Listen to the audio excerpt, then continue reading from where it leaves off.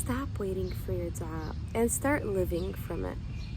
We mentioned before that waiting is a state, and if you are going to stay in this state of waiting for your dua, then you are going to stay there for a long time. The moment you ask for your dua, it's already given.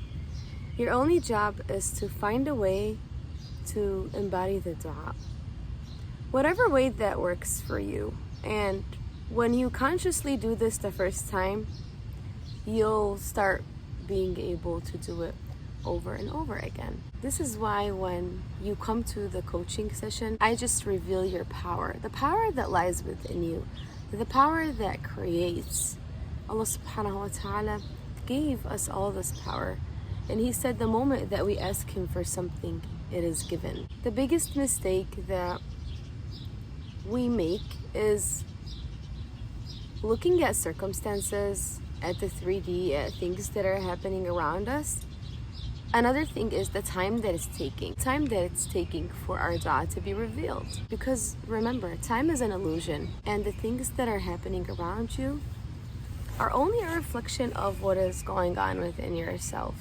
So if there is something you're seeing that you don't like on the outside, I ask you to go within to see what kind of thoughts you're thinking, what beliefs you're having, to rewire and shift your focus to what it is that you want. It's really important to do tafakkur, to just sit quietly every day and check in with the thoughts that you're having. I say this over and over again because a lot of times we think that we are thinking positive, or we do the work for like a minute or two after the coaching session, but we're not recognizing that throughout most of the day, the thoughts that you're having are against what you're wanting. You then sit down with your new thoughts and new intentions that you're having. For example, I'm abundant, I have enough, everything is always working out for me, I always have enough to pay my bills and more. You then go throughout your day and you worry about the bill that you can pay. You go to the store and you say within yourself that you aren't able to afford this. You say all of these different things that contradict your dua. So you're giving more airtime to what you don't want than what you do want.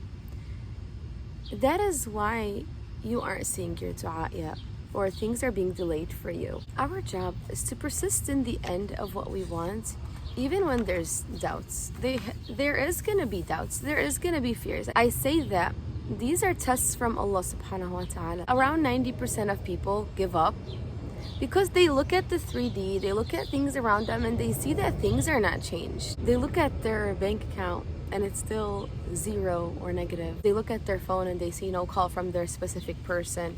And so they think it's not working, which becomes, it's not gonna come, my dua is not gonna happen. And then it becomes a new assumption of separation between you and your dua. And then you spiral again. So the goal here is not to stay positive all the time. The goal is to stay faithful to the reality that you chose. Having so much faith that Allah is moving things around for me, I only need to keep my faith. When Prophet Musa alayhi salam approached the sea, he had no idea that it was gonna split. People around him, the people that were with him, were saying that it's over. They're right behind us and there's a sea right in front of us, we're stuck, it's not gonna work out anymore. But Prophet Musa alayhi salam refused, and he said, no, God is with me, He is gonna guide me. He stayed faithful to his end of victory because God promised him that. God promised him victory. So God promised you to give you your dua. You need to stay focused on the end. Even when it looks like nothing is happening, everything is happening behind the scenes. And what you're seeing in front of you is the old story. It's the old script. You don't need to worry about them. It's just old beliefs, old thinking that is still reflecting outside of yourself. An example of when you're planting a seed. When you plant a seed, you don't immediately tell me, I want to see the plant. No, you trust, you give it time to give you the plant or the fruit or the flower. In the same way, when you're asking for your dua, sometimes you say like you want it right now, or could it happen like magically right now? It's not magic. It's you nurturing the seed. It's you taking out the weeds around it. It's you watering it. It's you allowing it to get its sunshine. It's you allowing it the time that it needs to grow and bloom for you. You need to water your dua with faith. Use everything that's happening around you to your advantage, even when it's not what you want. For example, you tell me that you wake up in the morning and you were setting new intentions that you wanted your face to be clear. You wake up in the morning, you see that your skin is not clear. Your job is to look at that face and say that my skin is clear.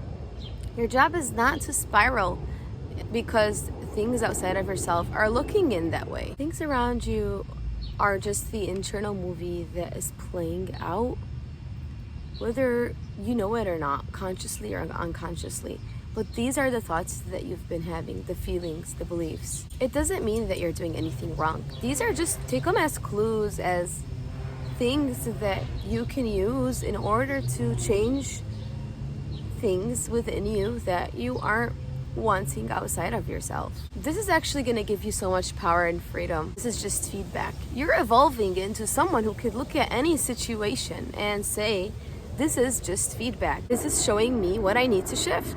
Every time you look at things around you, the 3D, as their final, you're actually leaking your power. Your job is to look at the thing outside of yourself and then observe it without fear. You're becoming conscious. We told you guys that you are conscious now. You are awakened if you're watching this video with an open mind. Then identify the root cause of what it is that is showing up. Ask yourself, what is the root cause of thinking I can't pay this bill? Is it because you feel like there is never enough? Then I want you to empower yourself. Shift that thought that you're having.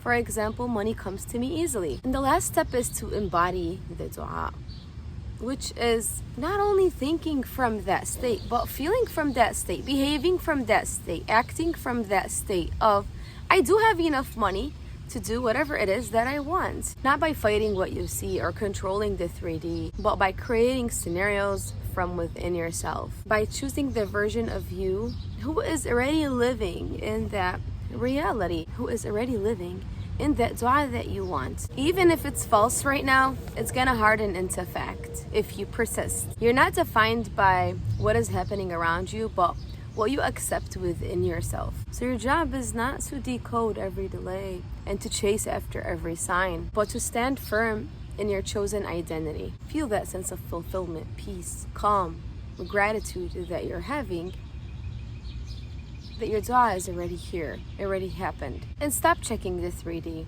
Stop checking for signs. Stop checking things around you. Stop checking the things that they are doing. Because that only shows that you don't believe in what you want. You're having doubt and you're not having complete faith and trust in Allah subhanahu wa ta'ala. I want you guys to say this the next time you feel like you have the urge to check. Of course, you need to find the root cause of why you're checking. Is it from, you're feeling rejection, you're feeling anxious, you're feeling like you're not worthy. The list goes on. And when you feel like you have the urge to check, tell yourself, I don't look for what's already mine. This dua, Allah subhanahu wa ta'ala promised to give to me. So I don't check for what's already mine. Would you check your lungs every 5 minutes if they're breathing? No, you wouldn't, because you know that they are going to do the job. You have the faith, you have the complete trust. And it's in the same way that you need to keep persisting in your dua, the faith in your dua. Start practicing certainty. Tell yourself, if I was certain right now, I wouldn't check. I wouldn't look. And of course, then you would replace that behavior, that urge of checking with something else.